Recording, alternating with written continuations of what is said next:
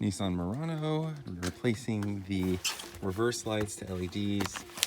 You can see here, there's the LEDs. And on the Murano, so here is the setup. We have the reverse lights. This is just a decorative white light, turn signal, and brake lights. So we're gonna be replacing this bulb right here.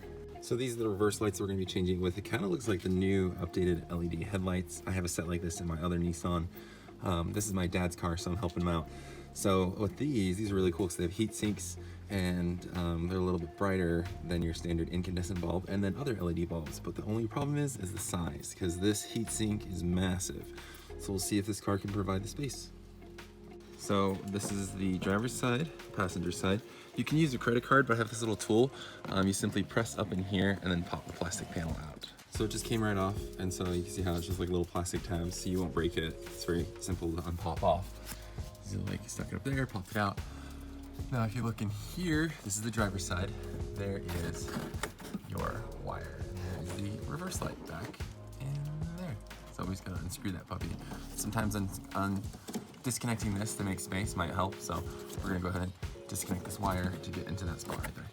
So I got it out. I used needle nose pliers. You just gotta be careful though, because this plastic is brittle. I didn't break it luckily, but I had to use needle nose pliers to get up in there because I have too fat of fingers, and I unplugged it. So now we're going to plug this wire back in and leave this out so that way we can know the polarity, even though we might be able to say this is negative, this is positive, because it is the different colors, but we'll see. So go ahead and plug this back in, and we're gonna grab the LED light. Now on these LED lights, you gotta check the polarity.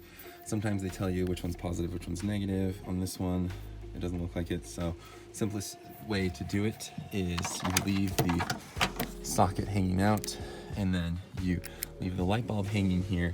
And then I like to use my camera, and I'll place my camera right here, and then have it face up, or I'll place it on the ground and place, turn on record, and then take a selfie video up, or flip my phone upside down so it records up.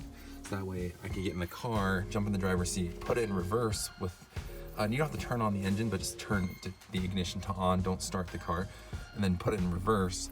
That way I'm not having to run out while the car's in reverse, but it's not because it's not on, but it could roll away and run you over. So I like to use my phone camera and just place it down, look at the bulb from the view, record, and see if it works. So let's give it a try.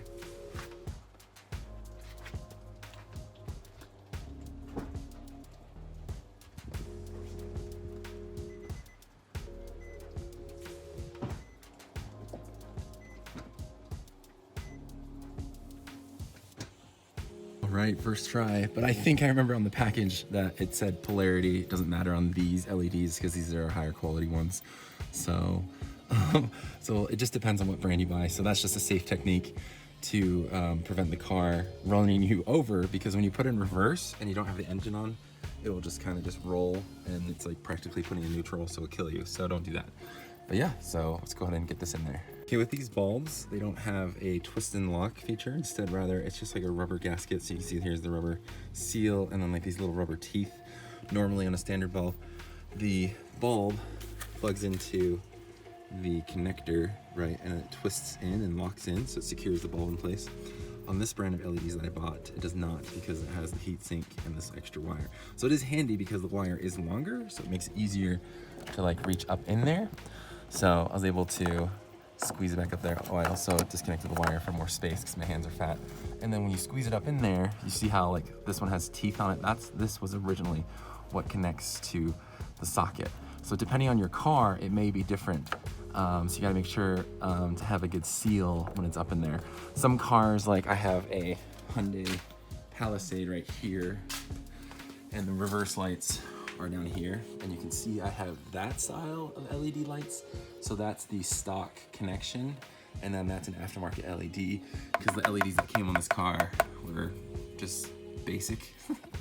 And so, however though, with this car, it is a little bit difficult. I thought about getting these, and I probably will later, but I'm gonna get some dielectric grease so I can shove it in there, and also in the connection, because you see how the bumper is right here and this is right there. Everything that splashes up, and I live in Utah, so this is all the sand and salt that they put on the roads, kicks up, and it will corrode.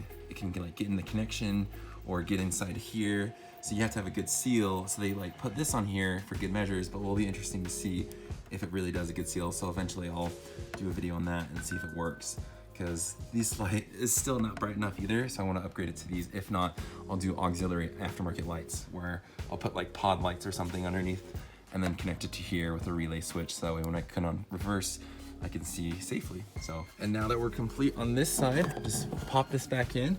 We have to use 2 hands for this. Or maybe I can try with my hands, let's see. There we go, just like that, it's in. Repeat same steps for the other side and you'll have great backup lights. Hope you liked the video. Thanks for watching. So this is a comparison.